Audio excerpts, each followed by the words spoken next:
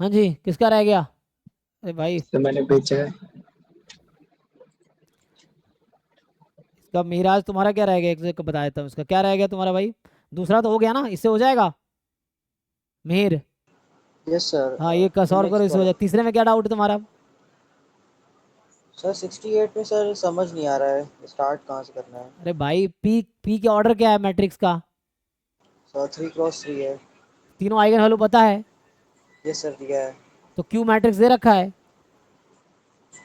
नहीं सर, उसका sir equation दे रखा है तो इक्वेशन है तो उससे कैरेक्टरिस्टिक। पी की जगह रख दो λ1, तो क्यू की पहली आइगन वैल्यू आ जाएगी। पी की जगह रख दो λ2, तो क्यू की दूसरी आइगन वैल्यू आ जाएगी। पी की जगह रख दो। अरे भाई, मैं ये कह रहा हूँ कि जैसे क्या होता है कि अगर सिंपल पॉलिनोमियल दे रखा है ना, so lambda eigen value A का है ना, तो G lambda is eigen value of G A. कुछ समझ आया?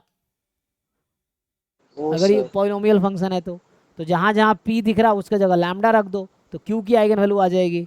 फॉर एग्जाम्पल मान लो λ2 तुम्हारा 0 है, तो क्यू के करस्पॉन्डिंग जो लैम्डा 0 है, पी की आइगन वैल्यू 0 है, तो उसके करस्पॉन्डिंग क्यू की आइगन वैल्यू होगी 3 × 0² माइनस 0² माइनस 0 + 1। तो 1 आ गई आइगन वैल्यू क्यू की 0 के करस्पॉन्डिंग। Yes sir. 1 के करस्पॉन्डिंग 3 × 1² माइनस 1², 3 × 1³ माइनस 1² माइनस 1। ये सब बेसिक चीज़ है, तो क्यों नहीं पता तुम अभी तक? पुट कर दो, तो क्यू की तीनों आइगन वैल्यू आ जाएगी। पी यस की सर हो जो जाएगा तीन सर। आइगन वैल्यू वो पुट करो पी के जगह, तो क्यू की तीनों आइगन वैल्यू आ जाएगी क्योंकि पॉलिनोमियल है। आर की भी तीनों आइगन वैल्यू आ जाएगी, तो क्या ट्रेस और डिटर्मिनेंट नहीं आ जाएगा?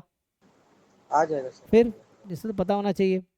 इसको पहले कंप्लीट करो, बाकी ये 71 तो एग्जाम्पल ले ले करना पड़ेगा, ये मैंने कराए हैं पहले भी क्लास में, डाउट क्लास में कराए हैं, लेकिन सर तुम। 71 का सर मैंने ए बी और डी डिस्कार्ड कर दिए, सी हाँ वाला नहीं हाँ, वेरीफाई हो पा तो रहा। सी वाला एग्जाम्पल, वो तो एग्जाम्पल से ए बी डी डिस्कार्ड हो गया, तो एक ही तो ट्रू ऑप्शन होगा। तो अब ये सारे फॉल्स तो होंगे नहीं।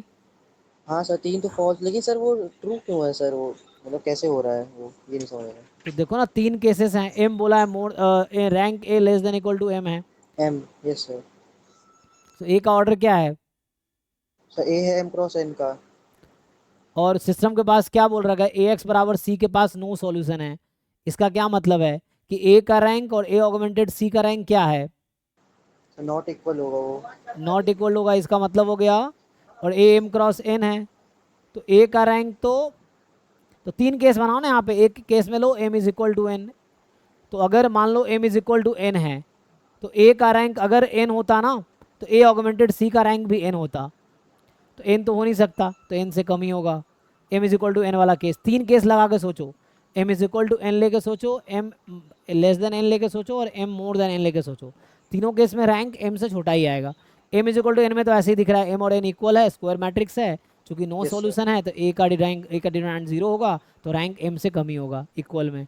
अगर एम मोर देन एन है तब भी ऑब्वियस है, क्योंकि एन एन की वैल्यू लेस देन एम हो जाएगी, तो एन की वैल्यू लेस देन एम है, तो उसका रैंक तो एन से छोटा ही होगा, क्योंकि नो सॉल्यूशन है ना।